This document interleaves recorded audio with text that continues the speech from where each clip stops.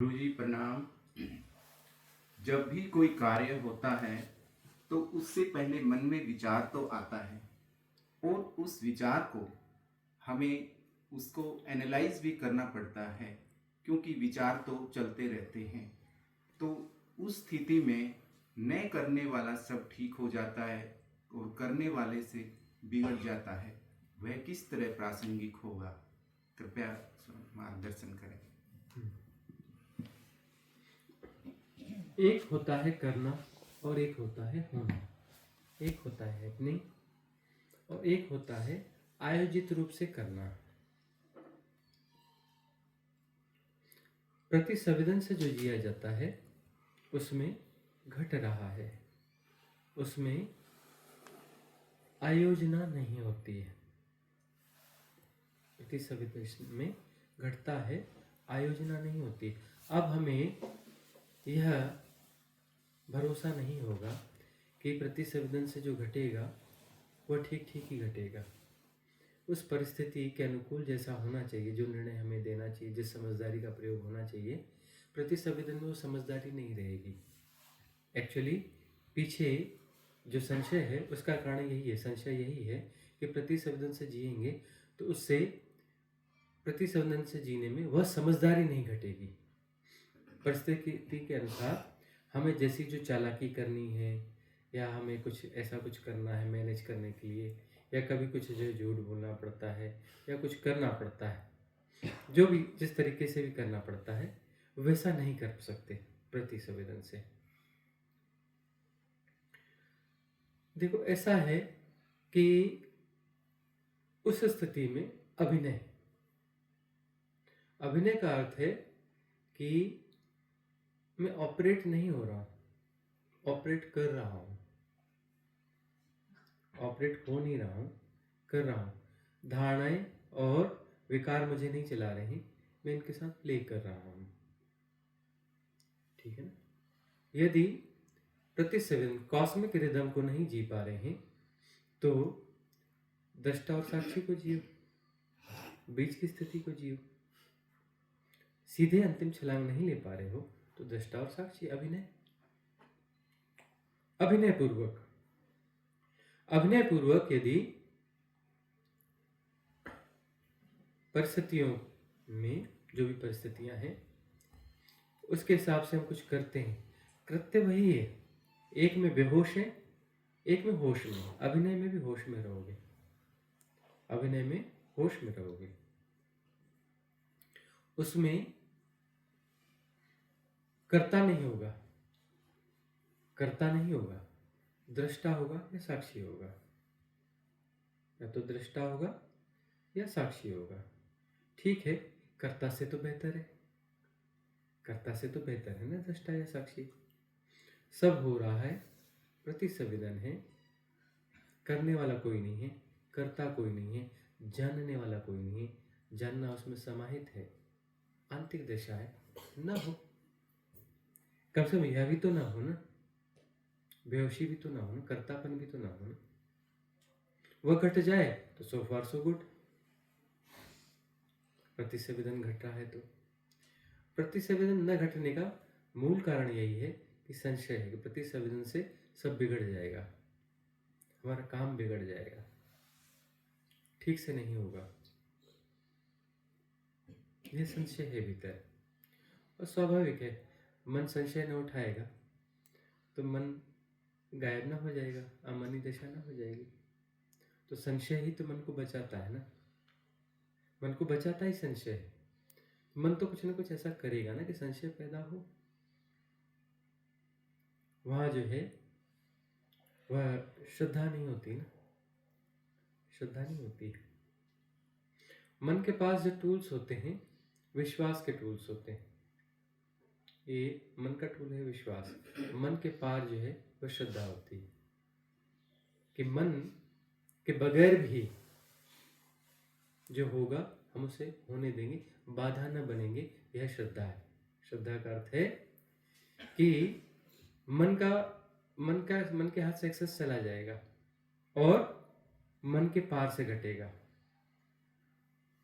मन के पार से घटेगा और हम उसके लिए तैयार है।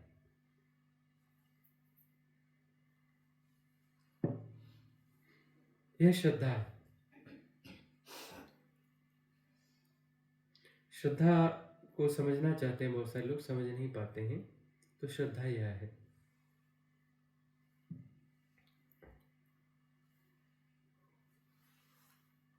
मन के भीतर श्रद्धा नहीं हो सकती, मन के पार श्रद्धा होती है। मन के भीतर विश्वास होता है, इसलिए विश्वास दो कौड़ी का होता है और टूट जाता है। कभी रहता है, कभी टूट जाता है। वह विश्वास है, वह सांसारिक व्यवस्था है। ऐसा नहीं है कि इसकी उपयोगिता ना हो, हर चीज की उपयोगिता होती है, कुछ न कुछ उपयोगिता होती है। विश्वास करना पड़ता है। विश्वास का मतलब अंदर से आवाज नहीं आ रही कि बस सब कुछ ठीक है, लेकिन ऊपर से विश्वास करना पड़ता है, नहीं तो काम चलेगा कैसे। कर लो विश्वास। मुझे अंदर से बहुत गहराई से नहीं है भरोसा, लेकिन चलो फिर भी कर लेते हैं, विश्वास कर लेते हैं, नहीं तो काम आगे बढ़ेगा नहीं। हो सकता है धोखा भी दे दे, लेकिन चला लो। श्रद्धा जो है पार की घटना है, उसमें स्वीकार्यता है। जो भी घटेगा वो सही घटेगा। काम बिगड़ गया तो बहुत अच्छा हो गया, काम बिगड़ गया तो बहुत अच्छा हो गया। क्यों? हो सकता है इस काम से करने से और जो सफलता मिलती या कुछ होता, उलझ जाते, पुलझ जाते, कोई और समस्या हो जाती, कोई और हानि हो जाती। ठीक है, जो हुआ सो ठीक हुआ। श्रद्धा पार की घटना है। इसमें शर्त है विश्वास के साथ में कि ऐसा ही होना चाहिए, ऐसा नहीं हुआ तो टूट जाएगा विश्वास। श्रद्धा वो होती जो टूटती नहीं, कि कुछ ऐसा हो गया वैसा हो गया, ठीक है अब हो गया तो हो गया। स्वीकार्यता वहां भी रहेगी। शायद इसमें ज्यादा कुछ लेसन छुपा होगा, वो हमारे लिए ज्यादा बेहतर कुछ होगा। श्रद्धा यह है, हमारी समझ में नहीं आ रहा है, बुद्ध मन की समझ में नहीं आ रहा है, लेकिन जो कुछ हुआ वो बेहतर के लिए ही हुआ होगा। समझ में जब आना है तब आएगा।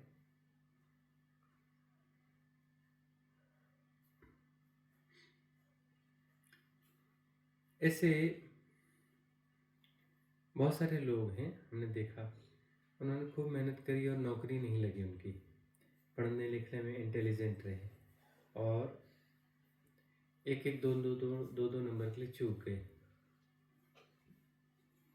किसी अच्छी बड़ी पोस्ट पे जाने से चूक गए, तो वह रोना रोते रहे कि ऐसा वैसा। हमने कहा शायद तुम्हारे लिए ज़्यादा अच्छा हो, लेकिन कैसे? क्योंकि ऐसा दिखता है कि तुम अभी थोड़े बड़े नॉर्मल से दिखते हो, यदि तुम अधिकारी हो जाते तो भयंकर अहंकार से भर जाते, इतने अहंकार से भर जाते, इतने अहंकार से भर जाते, उस अहंकार का परिणाम भोग रहे होते, महानरक में जी रहे होते। अहंकार के साथ महानरक में ही जिया जाता है। तुम्हारे लिए अच्छा है, वो सफलता हो ना हो, जीवन में कठिनाइयां हो, धीरे धीरे जो है अहंकार टूटेगा, वहाँ तो अहंकार पुष्ट हो जाता है कि तुम्हारे होने का ढंग हमें दिख रहा है ऐसा। नहीं, सफलता जो रियल सफलता नहीं, तुम्हारी विफलता हो जाती है उस अहंकार में। शायद तुम इतना कुछ गड़बड़ कर जाते अधिकारी होकर के, तुम बर्खास्त भी होते और हो सकता है तुम्हें कोई लंबी सजा भी होती, नौकरी से तुम बर्खास्त भी हो जाते हो तो शायद कोई लंबी सजा भी होती, इतना भयंकर तुम्हारा अहंकार होता, तो ज्यादा अच्छा है। जो पात्र नहीं होते ना, उन्हें वह चीज नहीं दी जाती, क्योंकि वो उसको संभालने का पात्र नहीं हुआ है। और बाय द वे मिल गई तो पुराने पुण्य के हिसाब से पात्र है नहीं, एक्चुअली पात्र नहीं है, उतना संभाल नहीं पाता। किसी ऐसे साधारण व्यक्ति को लॉटरी लग जाए, क्या करेगा? शराब पिएगा, मौज मस्ती करेगा, उल्टे सीधे काम करेगा और लुटा देगा सब। और लुटने के बाद फिर बोलेगा कि उसके बाद होश आएगा, लेकिन होश आएगा और उस नॉर्मल व्यक्ति भी नहीं रहा वो, शरीर खराब कर लिया, बीमारियां आ गई। अब जो है सर्वाइवल उसका कठिन हो गया। सर्वाइवल के लिए जो थोड़ा बहुत करता रहा होगा, अब वो भी नहीं कर सकता। तो अपात्र को यदि कुछ मिल जाए तो बड़ी दिक्कत होती है। श्रद्धा होनी चाहिए इन द सेंस, श्रद्धा मुझे लानी है, श्रद्धा मुझे घटाई नहीं जा सकती। साधना होती है ना, तो साधना होते होते समझ बढ़ती है, समझ बढ़ती तो समझ जो है फिर श्रद्धा जो है, सम्यक समझ का परिणाम है श्रद्धा। सम्यक समझ, राइट इंटेलिजेंस, प्रज्ञा जैसे जैसे बढ़ेगी, प्रज्ञा जैसे घटेगी, उसके साथ श्रद्धा भी घटेगी। श्रद्धा तुम जबरदस्ती नहीं ला सकते, श्रद्धा घटती, हिप्नोटिज्म ला सकते हो, हिप्नोटाइज हो सकते हो, श्रद्धा घटती है। अगला प्रश्न सूरज जी का है। गुरुजी, जिड्डू कृष्णमूर्ति जी की एक फेमस लाइन है, ऑब्जर्वर इज बीइंग ऑब्जर्व्ड। तो एक तो इसको आप थोड़ा एलेबोरेट कर दीजिए, और ये ट्रांजिशन कब तक फिनिश होता है वो भी जानना चाहूँगा। दृष्टा स्वयं दृश्य है।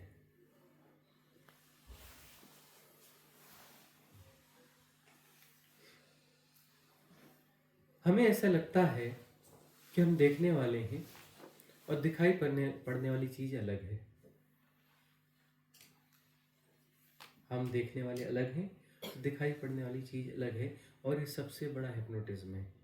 सेपरेशन, सबसे स्ट्रॉन्ग सेपरेशन की लेयर यही है कि मैं दृष्टा हूँ, मैं हूँ, मैं अलग हूँ और मैं दृष्टा हूँ, और जो दिखाई पड़ने वाली चीज़ है वह अलग है। जिन्हें मैं देख रहा हूँ वो मुझसे अलग है। इससे सेपरेशन घनीभूत होता है। अब सेपरेशन को सबसे बड़ी बात है कि इससे पार कैसे हुआ जाएगा। एक तो यह है कि इसी को टूल बना लो कि जो भी दिख रहा है वो मैं नहीं हूं।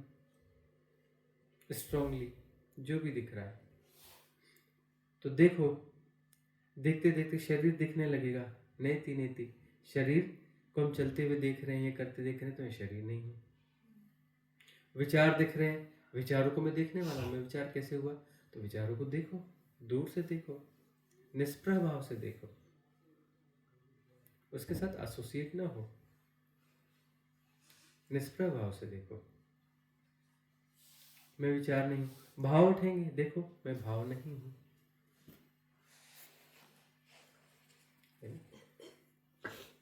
तो जो भी देखोगे मतलब मैं नहीं हूं। नेति नेति नेति नेति नेति करके एक ऐसी स्थिति आ जाएगी, यह भी नहीं, यह भी नहीं, यह भी नहीं, यह भी नहीं, कुछ भी नहीं, कोई विषय ही नहीं रहा। अब वह मैं नहीं हूं, अब यह मैं नहीं हूं, तो उसमें उलझना क्यों है? जो नहीं हूं सो नहीं, उसमें उलझना क्यों है? पीछे पीछे पीछे पीछे पीछे होते होते होते होते एक स्थिति ऐसी आती है कि वहां पर शून्य सत्ता ही होगी। वही तुम कह रहे हैं ना, कह रहे विचार भी नहीं हूं, आत्मा भी नहीं हूं, दृष्टा भी नहीं, साक्षी भी नहीं, आत्मा भी नहीं, ब्रह्म भी नहीं, परम ब्रह्म भी नहीं। जिसे हम जान रहे हैं, दूर से देख पा रहे हैं, वो हम नहीं हैं। आत्मा का अनुभव हो रहा है, और जो भी अनुभव हो रहा है, अनुभव हम थोड़े ना, अनुभव अलग चीज है ना। आत्मा का अनुभव हो रहा है मतलब आत्मा कोई अलग चीज होगी। किसको हो रहा है अनुभव? थोड़ा सा उसमें खड़े रहोगे तो ब्रह्म ब्रह्म हो जाएगा। ब्रह्म के साथ हिप्नोटाइज ना होगे तो ब्रह्म की अनुभूति होगी, मतलब ब्रह्म अलग है, जिसकी अनुभूति हो रही है अलग है ना।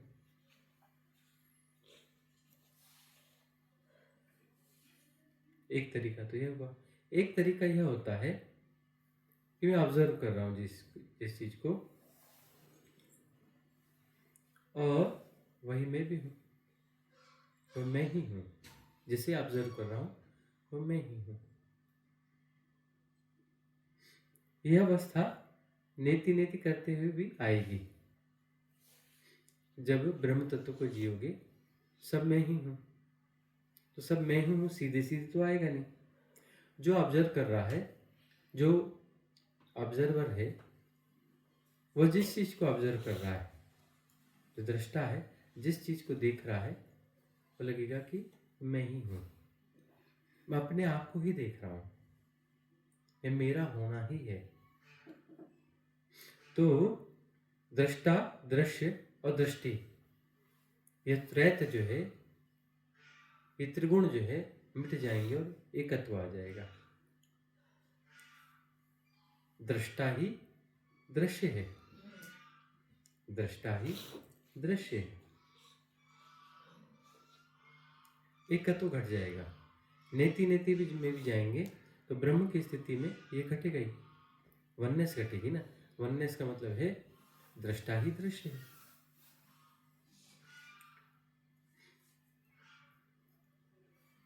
और यह तो कॉन्सेप्ट लेवल की बात लगती है थोड़ी सी ना, एक्चुअली तो यही है ना। इसको कैसे जानोगे? सब हो रहा है, सब हो रहा है और एक साथ हो रहा है, अलग अलग नहीं हो रहा है। मैं अलग हो रहा हूँ, पत्थर अलग हो रहा है, पेड़ अलग हो रहा है, चींटी अलग हो रही है, मनुष्य अलग हो रहा है। ये अलग अलग अलग अलग, इसमें देखने वाला अलग है, वह अलग है कि मैं भी हो रहा हूँ, या पेड़ भी हो रहा है, यह भी हो रहा है, सब अलग अलग है। एकत्व का बोध नहीं हो सकता ना। सब हो रहा है और एक साथ हो रहा है, एक साथ हो रहा है। एक साथ हो रहा है, हम कहने की बात है, एक्चुअली सब हो रहा है में सब समाहित है, सब समाहित है। एक साथ हो रहा है, इसमें मन है बीच में, मतलब अलग अलग स्वीकार किया है, तभी तो कह रहा हूँ ना एक साथ हो रहा है। अलग अलग स्वीकार किया है ना, तो साधना में से जिया जाता है कि एक साथ हो रहा है, नहीं सब हो रहा है में सब कुछ आ गया। और जानना भी उसमें समाहित है, जानना भी हो रहा है। उसके लिए भी अलग शब्द देने की क्या जरूरत है कि सब हो रहा है और एक साथ हो रहा है और जानना भी उसमें समाहित है। यह मन का प्रयोग हुआ ना। मन विखंडित करके ही देख सकता है, मन के देखने का ढंग ही विखंडन है। कोई दृष्टा है और कोई दृश्य है, तो वहां पर मन इन्वॉल्व है ना, तभी तो विखंडन हुआ। और बीच की दृष्टि हुई, त्रैत आया। मन आते ही तीन टुकड़े हो जाते हैं। मन जहां भी आएगा वहां तीन टुकड़े हो ही जाते हैं। यह त्रिगुणा माया है, यह त्रिगुणा माया है। और मन के पार जाते हो तो त्रिगुणा माया काम नहीं करेगी। दृष्टा दृश्य एक ही है, दृष्टि भी वही होगा। फिर त्रैत मिट जाएगा, वननेस घट जाएगी। तो साधना की गहराइयों में यह संभव हो पाता है। कॉन्सेप्ट्स के लेवल पे भी समझो, लेकिन साधना के माध्यम से वह चीज घटनी चाहिए। सब हो रहा है, परम प्रज्ञा ही हो रही है, वही हो रही है। और परम प्रज्ञा जान ही रही है, परम प्रज्ञा ही हो रही है और परम प्रज्ञा जान ही रही है। परम प्रज्ञा तो जानती है ना। परम प्रज्ञा में कोई टाइम गैप तो होता नहीं ना। परम प्रज्ञा का मतलब वह टाइम एंड स्पेस नहीं है ना। तो जो हो रही है वो जानना उसमें समाहित है, उसी समय जान रही है। उसमें जो है ना, ऐसा नहीं कि हो रहा है उसके बाद वह हाँ हाँ अब हो गया, जान रही है। तुम जो देखते हो ना, तुम देखते हो पेड़, तुम्हारे देखने में तुम देख रहे हो और पेड़ को देख रहे हो, तुम कहते हो हाँ यह पेड़ है। ये देखते ही पेड़ नहीं, तुम्हें पेड़ की अनुभूति हो रही है, ऐसा नहीं है। तुम देख रहे हो, फिर निर्णय ले रहे हो, नाम रूप दे रहे हो, फिर कह रहे हो कि यह पेड़ है। उसमें टाइम गैप है। वो टाइम गैप छोटा हो सकता है, लेकिन वो टाइम गैप है। नैनो सेकंड होगा वह। उस नैनो सेकंड को तुम पकड़ नहीं पा रहे, लेकिन जो है टाइम गैप है, क्योंकि पहले तुम वहां रिएक्ट करोगे, नाम रूप जो है उसको नाम रूप दोगे ना, उसका नाम है ना रूप है। नाम रूप तो तुम उड़ाते हो ना, पेड़ कहने के पहले उसको नाम रूप तुम उड़ाओगे ना, वो तो पेड़ है ही नहीं। तुमको तो पेड़ है, आम का पेड़ है, केसर आम का पेड़ है, मीठे केसर आम का पेड़ है, तुम ये कह रहे हो, ये तुम उड़ा रहे हो ना। उड़ाने के लिए जो है तुम्हें समय चाहिए ना, आयोजन चाहिए। तुम आयोजन करोगे, क्रिया करोगे, कुछ करोगे, तभी तो नाम रूप उड़ाओगे ना। तुम उड़ाते हो नाम रूप, तुम उड़ाते हो। अब यह है कि होता फास्ट है, तुम इसे पकड़ नहीं पाते, इतना फास्ट होता है तुम पकड़ नहीं पाते हो। छोटा बच्चा जो है पकड़ पाता है, पूछता है दादा पापा मम्मी ये क्या है? पेड़ है। कैसा पेड़ है? बोले ऐसा पेड़ है। अच्छा, ये ऐसा ऐसे फ्रूट होता है? अच्छा, फ्रूट को खाते हैं वो वाला होता है? हाँ। तो धीरे धीरे धीरे धीरे धीरे वो कर रहा है, तो वहां पर इतनी स्लो प्रोसेस है कि वह एकदम झटके से नहीं हुआ, हिप्नोटाइज नहीं हुआ कि ये कुछ है। उसके लिए वो पेड़ नहीं था, अब वह पेड़ हो गया। अब वह जो है आम का पेड़ हो गया, अब वह जो केसर आम का पेड़ हो गया, अब वह मीठे केसर आम का पेड़ हो गया, जैसे जैसे उसे जानकारी दी गई। अब अगली बार जब वह उसको देखेगा, हाँ यह पेड़ है। छोटे बच्चों को देखियो, कभी जो है ना कुछ भी बोलो, छोटा बच्चा रहता है कि स्टेज में, तुम जो भी बोलोगे वो मुंह उसका चलेगा धीरे धीरे, उस सेम शब्दों को भीतर भीतर दोहराता है और उसके होंठ भी चलते हैं, बोलता नहीं है लेकिन उसको जस्ट रिपीट करता है। तुम जो बोलो बच्चा रिपीट करता है। एक इस स्टेज में बच्चा रहता है, देखा है तुमने? गौर किया है कभी? गौर किया? तुम जो बोलोगे वैसा का वैसा ही वह अंदर अंदर रिपीट करता है,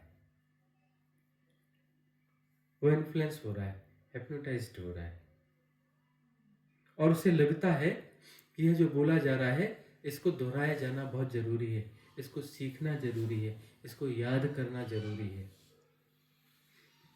तभी मैं प्रासंगिक हो पाऊंगा।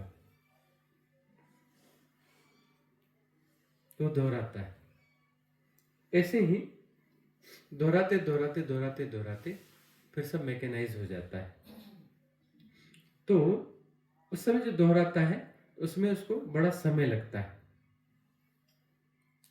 समय ज्यादा लगता है, पर जैसे जैसे प्रैक्टिस होती है तो समय कम होता चला जाता है, टाइम जोन चेंज होता है, टाइम जोन चेंज हो जाता है। फिर इतना फास्ट रिएक्शन होता है कि कभी तुम्हारे ख्याल में ही नहीं आती बात, तुम्हारे ख्याल में आती ही नहीं है बात।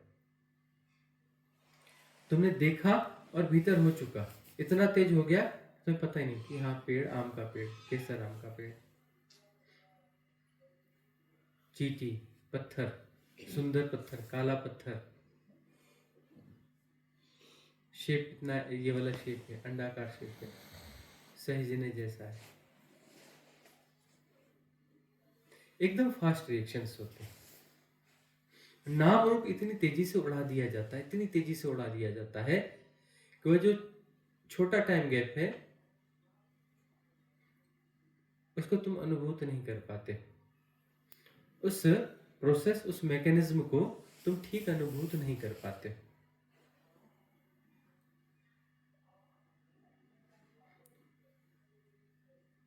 तो तुम्हें पता नहीं लगता कि तुम टाइम एंड स्पेस के हिप्नोटिज्म को जी रहे हो, टाइम एंड स्पेस के हिप्नोटिज्म को जी रहे हो, यह तुम आइडेंटिफाई नहीं कर पाते हो, क्योंकि इतना मैकेनाइज्ड है, इतना मैकेनाइज्ड है, इतना फास्ट है। दृष्टि जो है दूषित है, सम्यक दर्शन नहीं है, इंद्री स्वच्छ नहीं है। इंद्री ने जो देखा उसमें मिश्रित कर दिया गया, नाम रूप एक मैकेनिज्म उसमें डाल दिया गया। इंद्री ने जो जानकारी भीतर भेजी वह दूषित थी,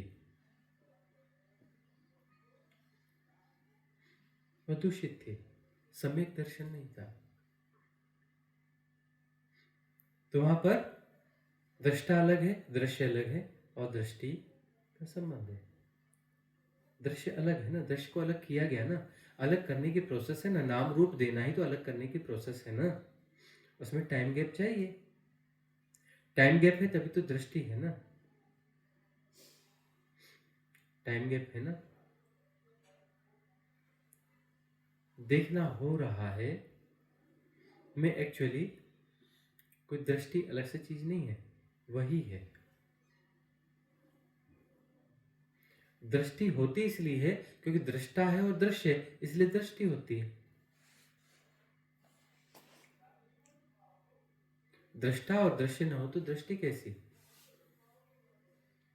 वही है ना।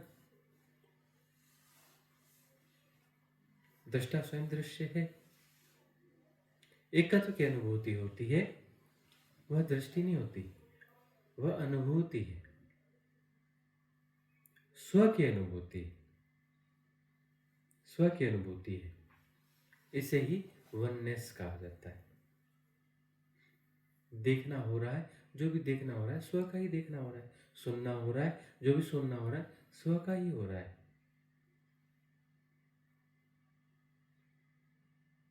वह पर नहीं है। पर हो तो एनालाइज करने की बहुत जरूरत है, स्व को एनालाइज करने की जरूरत नहीं पड़ती। पर है तो एनालाइज करना जरूरी है। तुम एनालाइज कर रहे हो मतलब अपने हिप्नोटिज्म को मजबूत कर रहे हो, डिफाइन कर रहे हो, कैटेगराइज कर रहे हो, मजबूत कर रहे हो ना, अपने सेपरेशन को मजबूत कर रहे हो ना।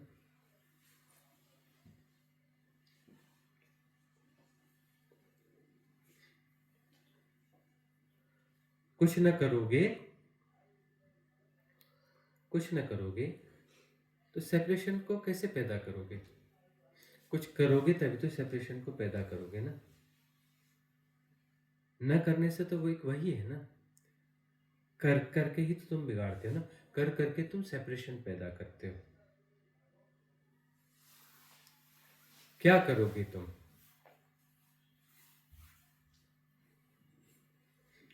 करके तुम करते क्या हो? तुम उन धारणाओं को थोपते हो ना, वहां व्याख्या कर रहे हो ना, नाम रूप उड़ा रहे हो ना। अरे भाई नाम रूप क्यों उड़ा रहे हो? क्योंकि वो अलग है इसलिए नाम रूप उड़ा रहे हो ना।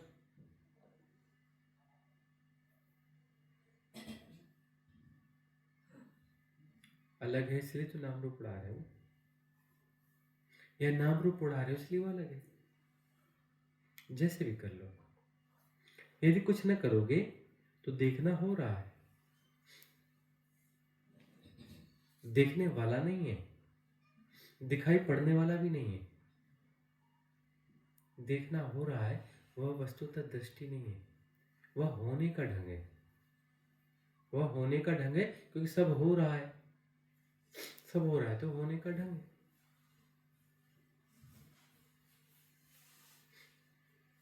सब हो रहा है तो वह होने का ढंग है। बारीक सी बात है। अब ये देखो कि तुम नाम रूप कैसे पैदा करते हो। कुर्सी है, तुम कहते हो कुर्सी है, तो इस प्रतिक्रिया से कुर्सी पैदा होती है। तो कुर्सी थोड़ी ना थी, वह तो वही था ना, वही था ना। कुर्सी तो तुमने पैदा करी ना, प्रतिक्रिया करके पैदा करी, द्वैत पैदा किया, उसे तोड़ा। यह व्यवहारिक सत्य हो सकता है, यह व्यवहारिक सत्य हो सकता है, लेकिन तुम इसे पारमार्थिक सत्य बनाते हो। तो पारमार्थिक सत्य बनाते हो और पारमार्थिक सत्य हो नहीं सकता सेपरेशन, इसलिए तुम माया को जी रहे हो। माया है व्यवहारिक सत्य को पारमार्थिक सत्य बना लेना, यह माया है। ऐसे कॉमन मैन को बोलो कि ये कुर्सी उर्सी नहीं होती, वो हंसेगा तुम पे। पेड़ होता ही नहीं, वो हंसेगा तुम पे, वो तुम्हें मूर्ख समझेगा। समझेगा कि नहीं समझेगा? और तुम जो हम कहते हैं कि पेड़ नहीं है, ये केसर आम का पेड़ नहीं है, यह आम का पेड़ नहीं है, यह पेड़ नहीं है। तुम ऊपर ऊपर से राजी होते हो, अंदर से तुम जानते हो क्या है तो पेड़ ही है ना? है तो पेड़ ही है, तो कुर्सी। तो ये तुम पैदा करते हो ना, पेड़ तुम पैदा करते हो, कुर्सी तुम पैदा करते हो, चींटी तुम पैदा करते हो, सब तुम पैदा करते हो। तुम पैदा करते हो, नाम रूप तुम पैदा करते हो, विभाजन तुम पैदा करते हो। तुम्हारे भीतर की बेहोशी, प्रतिक्रिया करने की आदत, तुम्हारी धारणाएं, तुम्हारी शिक्षाएं, ये सब संयोजित होकर के ये सब पैदा करें, संसार पैदा करें। इसलिए संसार तुम पैदा करते हो, अपने संसार के रचयिता तुम हो। संसार किसी ने नहीं बनाया, तुमने बनाया है। और जितने लोग हैं उतने संसार है। संसार बाहर नहीं होता, भीतर होता है, तुम्हारे भीतर। तुम्हारा सजा हुआ संसार तुम्हारे भीतर होता है। तुम अपने भीतर हुए सजे हुए संसार को जी रहे होते हो। तुम्हें भ्रांति होती है कि मैं बाहर देख रहा हूं। तो अपने भीतर के संसार के साथ उलझे हुए रहते हो माया में, और तुम्हें लगता है मैं बाहर देख रहा हूं।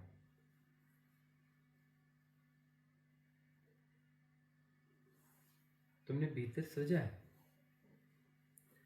तुम उसके साथ इंटरेक्ट होते हो। तुम कुर्सी कहकर भीतर की कुर्सी के साथ इंटरेक्ट हो रहे होते हो। उसके लिए जो तुमने नाम रूप धारणा बनाई होती, तुम उसके साथ इंटरेक्ट होते हो। इस कुर्सी के साथ थोड़े ना इंटरेक्ट होते हो। तुम पेड़ कहकर अपने भीतर के पेड़ के साथ इंटरेक्ट होते हो, इसके साथ थोड़े ना इंटरेक्ट होते हो। इसका तो नाम रूप है ही नहीं। मनोकल्पित होता है संसार। जितने व्यक्ति उतने मनोकल्पित संसार। हर व्यक्ति का अपना होता है, और संसार तुम लगातार निर्मित करते रहते हो, अपडेट करते रहते हो।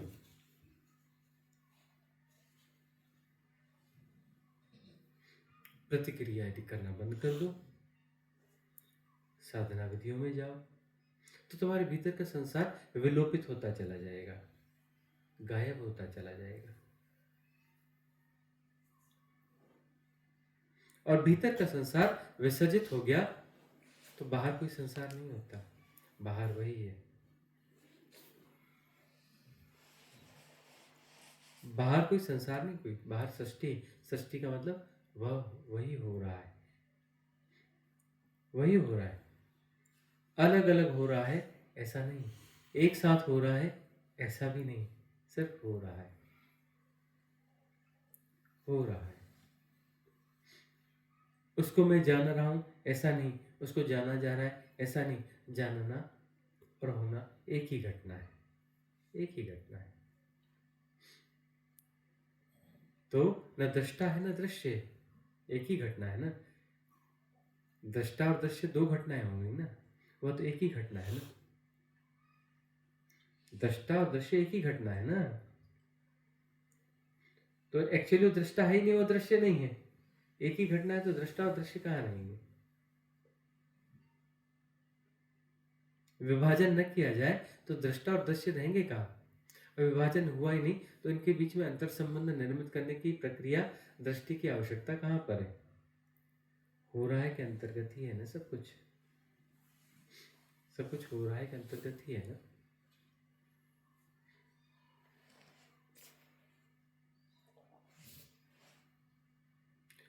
तो यह मूल मंत्र दे दिया गया है, सब हो रहा है। इस मूल मंत्र को जियो, जियो। जीना निदान है, जीने से विभाजन जाएगा।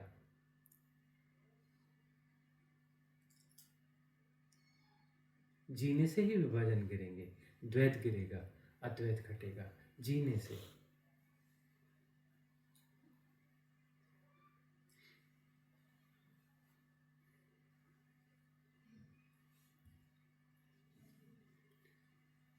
अगला प्रश्न आपका।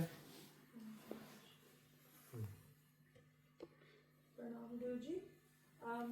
गुरुजी, साधना भी विसर्जित हो रही है, साधक भी विसर्जित हो रहा है, अंत में गुरु को भी विसर्जन में असहजता क्यों होती है? गुरु के विसर्जन में असहजता क्यों होती है? अब साधना और साधक दोनों विसर्जित हो रहे हैं, तो फिर असहज कौन हो रहा है? अंततः द्वैत विसर्जित होते होते होते होते होते साधना भी विसर्जित होगी, साधक भी विसर्जित होगा। साधना विसर्जित होगी तो साधक भी विसर्जित हो ही जाएगा ना। साधना से ही तो साधक था ना। साधक विसर्जित होगा तो साधना भी विसर्जित हो जाएगी। यहाँ पर समझने वाली बात यह है कि साधक विसर्जित होना जरूरी है। साधक विसर्जित हो जाएगा तो साधना भी विसर्जित हो जाएगी। साधना विसर्जित हो रही है और साधक विसर्जित नहीं हो रहा है तो डीप मैट्रिक्स है। वह डीप मैट्रिक्स है। अब गुरु के विसर्जन में दिक्कत होगी क्योंकि साधक है तो मोहग्रस्त होगा। साधना छूट गई, साधना तो छूट गई, क्या छोड़ भी दी जाती है। मन के मैट्रिक्स होते हैं, साधना छोड़ दी जाती है। साधना करते करते जो है ऐसा लगता है कि नहीं, अब छोड़ दो साधना। जस्टिफाइड किया जाता है।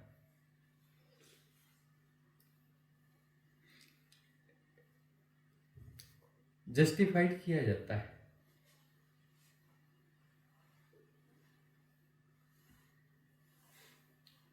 कि अब मुझे साधना की आवश्यकता नहीं है, मेरी यह स्थिति हो गई है।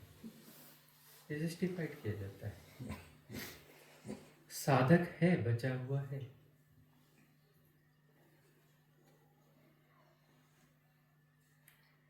और गुरु को विसर्जित करने की बात होती कि अब गुरु को विसर्जित हो जाना चाहिए। साधक जो है उसने साधना छोड़ दी है जस्टिफाइड तरीके से, जस्टिफाइड करते हुए। और साधक पूरी तरह से विसर्जित नहीं हुआ है, बचा हुआ है कहीं, डीप मैट्रिक्स है। अब वो कहता है गुरु को विसर्जित हो जाना चाहिए। साधना को छोड़ चुका, अब गुरु को विसर्जित कर लेना चाहता है। गुरु को विसर्जित नहीं करना होता है, समझने की बात है। साधक विसर्जित होगा तो गुरु में ही विसर्जित होता है।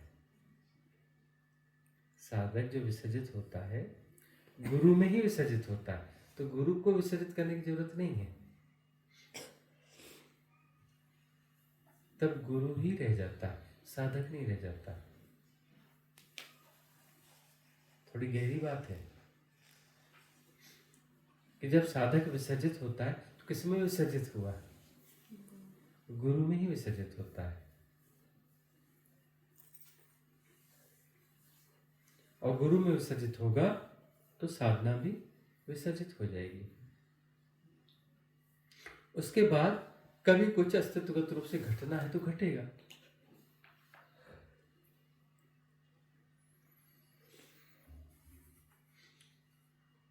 उस साधक की खिलावट हो जाएगी अपने तरीके की,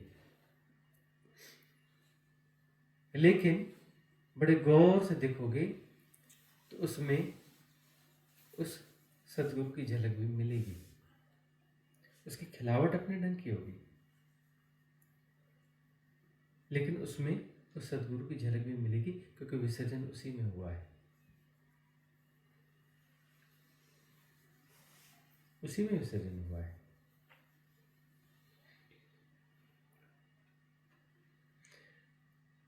गुरु को विसर्जित करने की कोशिश बताती है कि साधक जिंदा है, साधक विसर्जित नहीं हुआ है। और विसर्जन उसी में ही होता है। मन का विसर्जन हो जाता है, मन को मारना नहीं पड़ता, आत्मा में विसर्जन होता है। और वह आत्मवान व्यक्ति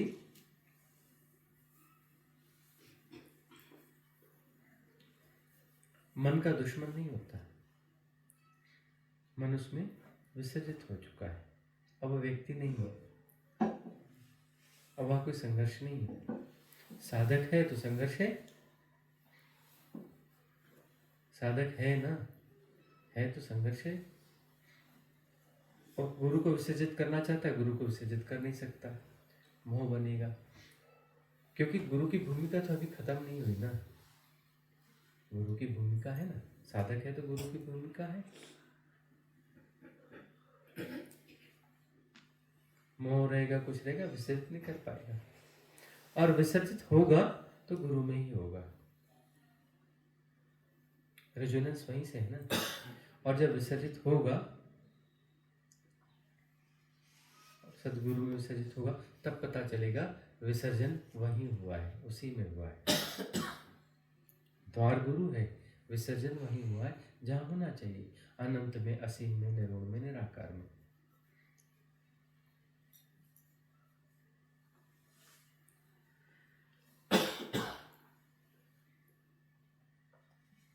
सदगुरु द्वार है, अनंत का, असीम का, निर्गुण का, निराकार का। और यह अस्तित्व का रहस्य है कि वो तुम्हें नाम रूप में दिखता है। तुम्हारे नाम रूप की आदत है, तुम्हारे जैसा ही होता है, तुम्हारे जैसा ही दिखता है, होता है।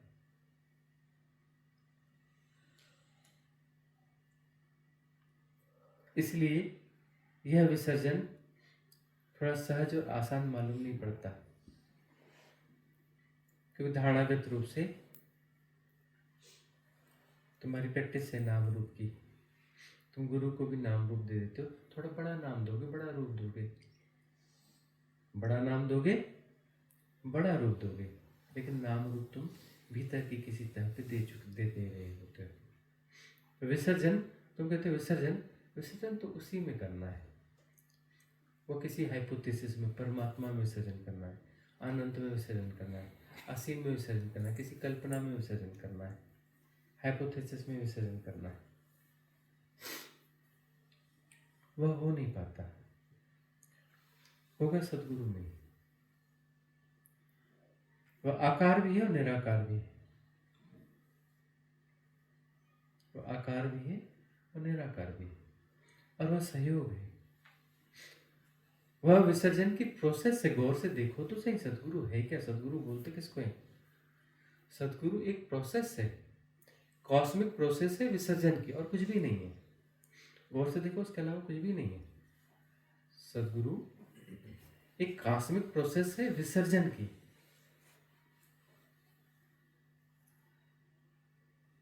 वह एक कैटालिटिक एजेंट है, वह एक कैटालिटिक एजेंट है।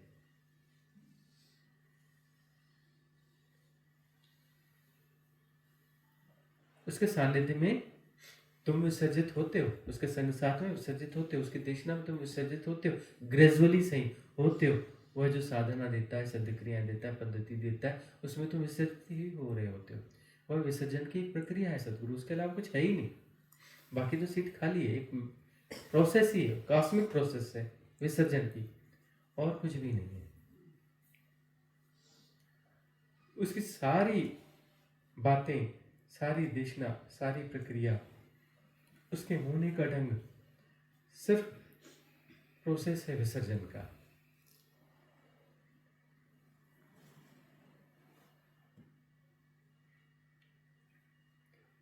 अब कोई अपने सदगुरु को विसर्जित करना चाहता है, मतलब किसी डीप मैट्रिक्स में होगा ना, मुझे मोह हो रहा है और मुझे विसर्जित करना है, किसी संघर्ष में है ना, कि वो विसर्जित करना चाहता है, वह करना चाहता है तभी तो करना चाहता है ना। और मोह हो रहा है, मोह किसको होता है? वह है, उसको ही तो मोह होता है ना। और साधक विसर्जित हो गया तो मोह किसको हो रहा है? मोह तो किसी होता है, उसी को होता है ना। मोह किसको होगा? साधक होगा तभी तो मोह हो रहा है ना उसे। साधक ना होता तो मोह कैसे होता? और साधक फिर जो है विसर्जित भी करना चाहता है जबरदस्ती। विसर्जन तो घटेगा ना।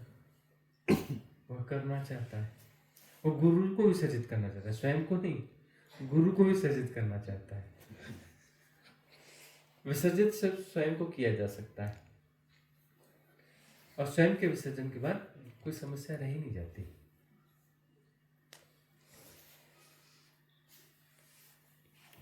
हाइपोथेटिकल होगा मतलब डीप मैट्रिक्स से। समस्या यही है कि हाइपोथेटिकल कुछ हो गया। अगला प्रश्न किसका है? किसका है अगला प्रश्न? रंजीता जी। हाँ पूछिए रंजीता जी। प्रणाम भगवान। स्वामी जी, गे को जानने की इतनी ललक क्यों बढ़ रही है? और ऐसा लग रहा है जैसे सारी ज़िंदगी जितना इन्फॉर्मेशन जितना गैदर किया हमने वो कूड़ा ही है, और अब हम एक नई तरह की इन्फॉर्मेशन गैदर करने की कोशिश कर रहे हैं। तो बुद्धि मतलब बैकडोर से एंट्री ले रही है फिर से, ऐसा है? या ऐसा लग रहा है एक विशेष सर्कल फिर से बार बार बन रहा है, जैसे पहले अलग डाटा इकट्ठा कर रहे थे, अब उसकी ललक हो रही है जो जिसका कुछ और छोर नहीं है, कुछ समझ नहीं आ रहा क्या है, लेकिन उसको जानने की वो बहुत ज़्यादा कीड़ा मतलब ललक उठ रही है। अज्ञेय को जानने की ललक।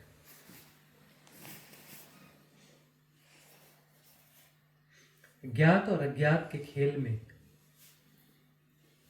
लंबे समय तक उलझे रहे। सारा खेल गौर से देखो तो ज्ञात और अज्ञात का ही है। कोई कुछ भी कर रहा है, पद प्रतिष्ठा प्राप्त करने की कोशिश कर रहा है, धन प्राप्त करने की कोशिश कर रहा है, कुछ ज्ञात माध्यमों से अज्ञात को पाने की कोशिश कर रहा है। इतना धन हो जाएगा तो फिर तो मौजा ही मौजा, लेकिन बोलता वहां जाके पूछता है कि मौजा ही मौजा तो आया ही नहीं, वो अज्ञात है। मौजा ही मौजा, मौजा ही मौजा बोल तो रहा है, वह प्रभावित भी हो रहा है, पर एक्चुअली जो है वह वाली मौज तो आई नहीं जिसको वो ढूंढ रहा है, वह अज्ञेय है। कुछ मिलता है उसे, कोई मौज मिलती है, लेकिन तब भी आगे लगा रहता है। क्योंकि उसको असली मौज चाहिए थी। कौन सी? मौजा ही मौजा। इसके बाद मौज के अलावा कुछ रहता ही नहीं। उसको ढूंढने की ललक है।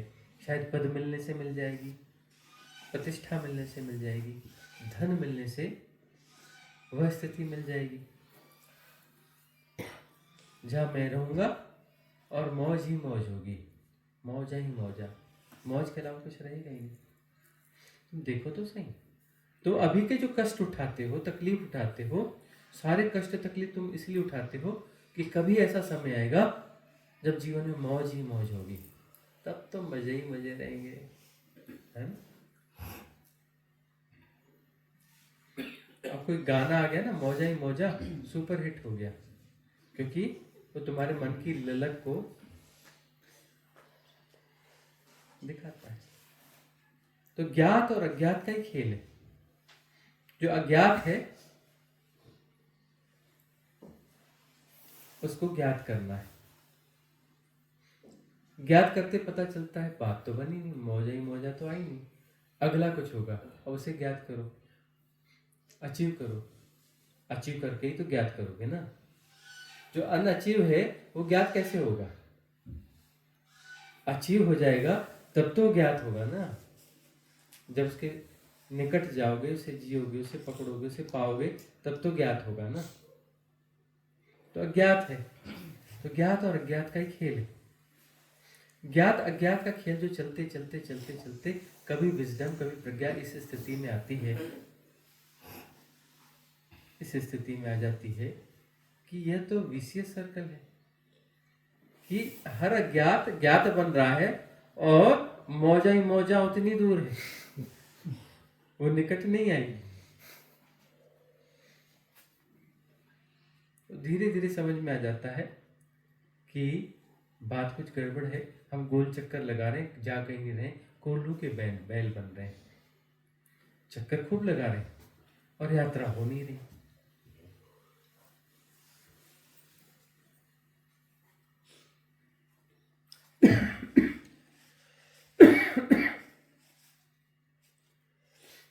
तब जो है अज्ञात की ललक विसर्जित होगी, तब अज्ञेय की तरफ अज्ञेय की ललक पैदा होगी, तब राइट इंटेलिजेंस जागेगी। तब पता चलेगा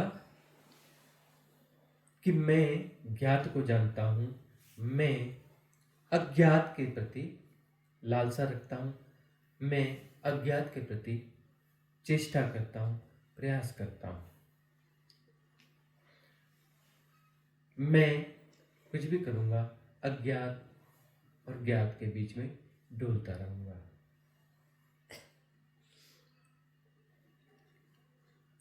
मुझे अज्ञात को नहीं पाना है, अज्ञेय को समझना है। तो ये अज्ञेय की लालसा नहीं है, अज्ञेय की मुमुक्षा है, इसको समझना। वैराग्य बोध जब होता है तो अज्ञात के आकर्षण मिटते हैं। वैराग्य बोध है क्या? यह व्यर्थ है, यह व्यर्थ है, यह व्यर्थ है, ऐसा नहीं। यह तो परिणाम जैसा है। अज्ञात की लालसा मिट जाती है, अज्ञात का आकर्षण मिट जाता है। अरे वहां बड़ा कुछ है, अरे होगा, जाने दो, क्या करना है, तो व्यर्थ है। जो अज्ञात है, जो मिला भी नहीं, उसके प्रति भी व्यर्थता का बोध रहता है कि नहीं, पाना ही नहीं है जी, कुछ देखना ही नहीं। अरे वहां चलो, बड़ा कुछ ऐसा हो गया, नहीं जाना, जा हुआ होगा कुछ, सुनो तो सही, तो सुनना ही नहीं, रहने दो, किसी और को सुनाओ, सुनना ही नहीं। वैराग्य, विरक्ति, वैराग्य ठीक से जागता है। जो अच्छे वैरागी हुए हैं, विरक्तिवान हुए हैं, देखते हो ना, जंगलों में जाके रहते, दुनिया में क्या हो रहा है कोई लेना देना नहीं। अभी जाओगे जंगल में भी कुछ आश्रम अभी भी हैं, उनसे पूछो कुछ कुछ, बोलते हाँ हाँ हमने रेडियो लगाया था, सुबह समाचार सुन लिया है। ऐसे जंगलों में हम एक आश्रम में अक्सर आए जाया करते थे। जंगल में बिजली नहीं, टेलीफोन मतलब मोबाइल टावर नहीं, टेलीफोन की कोई सुविधा नहीं, जंगल है, एक स्रोत निकलता है, एक नदी वहीं से निकलती है, वो नदी निकलती है, जल की व्यवस्था वहाँ से, हट्स वगैरह, बड़ी सुंदर जगह, बड़ी प्यारी जगह है। तो वहाँ जब भी जाते हैं तो वहाँ जाते हैं, और ऐसा जो है मड हाउस, झोपड़ी, ऐसा छोटा सा आश्रम है, लगता बहुत अच्छा है वहाँ पर। और वैली है, बहुत बड़ी वैली है, नदी जाके उस वैली में गिरती है, और कुछ भी नहीं है वहाँ पर, पेड़ों और जंगलों के अलावा। तो वहाँ पर जो दो चार लोग संत रहते हैं, तो जब भी जाते हैं तो उनका आग्रह रहता है कि नहीं आप तो आओ, भोजन यहाँ करो, बोलते ठहरो भी यहाँ। वहाँ ठहरने जैसे कुछ व्यवस्था वैसी है नहीं, हम ठहरते तो नहीं है वहाँ पर, लेकिन जो है दिन बिता लेते हैं, भोजन करते हैं, दिन बिता लेते हैं, शाम को लौट आते हैं, ऐसा बीच बीच में कभी चले जाते हैं। तो वहाँ हम देखते हैं कि कुछ समय होता है, उस समाचार वाला कुछ समय आया, उनका चालू हो जाता है रेडियो चल सकता है वहाँ, सेल लगा के रेडियो चलता है, और मुझे अपडेट होते रहते हैं, रह रहे हैं जंगल में और अपडेट होते रहते हैं। और भी एक दो आश्रमों में गए, वहाँ कुछ नहीं है, लेकिन रेडियो उनके पास बराबर है, और रेडियो में समाचार जरूर सुनते हैं। वो बोलते हैं कि हमारा आज देखिए ये समाचार हुआ, आपने सुना? मैं कहा हम तो नहीं सुनते। बोले आप तो वहाँ रहते हो, तो टीवी भी रहती है। हम कहा कभी देखते नहीं हम तो टीवी, हमारी रिट्रीट होती है, तो कोई साधक यदि टीवी देख रहा है हमें पता चलता है, तो उस साधक को जो है एक आध बार वार्न करते हैं, और हिट लिस्ट में उसका नाम कर देते हैं। देखो भाई,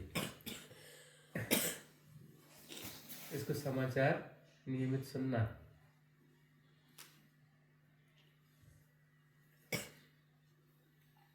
क्या जरूरत है अपडेट होने की?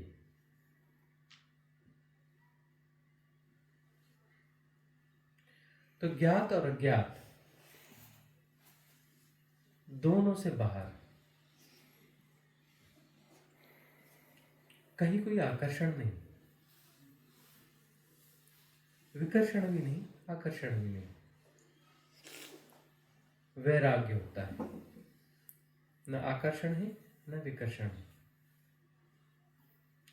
तब जो है मुमुक्षा जागती है अज्ञे के प्रति। ज्ञात और अज्ञात की दौड़ खत्म हो गई, तब अज्ञे की मुमुक्षा हो गई। अब जो ढंग है, ढंग तो वही कहता है ना, वही लालसा, लालसा तो इसको भी लालसा ही नाम दे दिया। अब मन के पास जितनी समझ है उस हिसाब से लालसा नाम दिया, जबकि यह ललक है।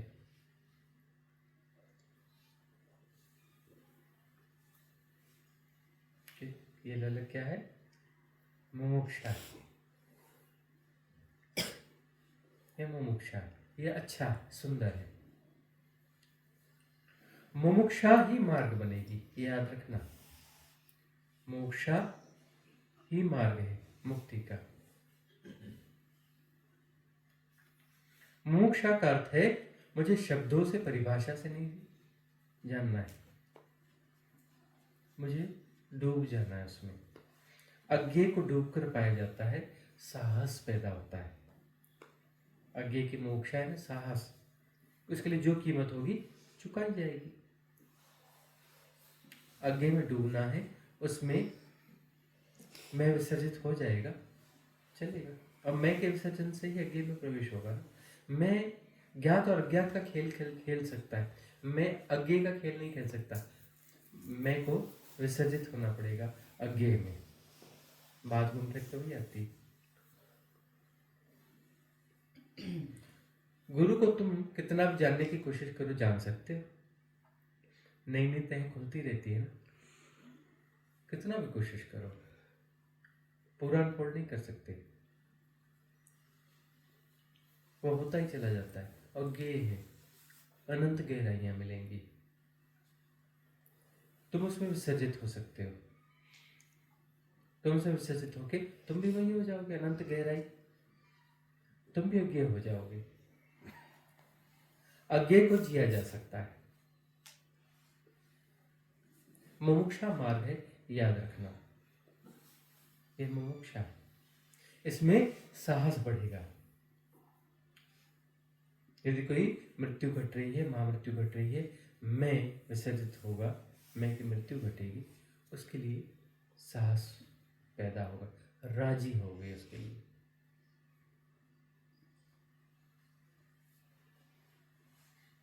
और किसी का प्रश्न है? नहीं है?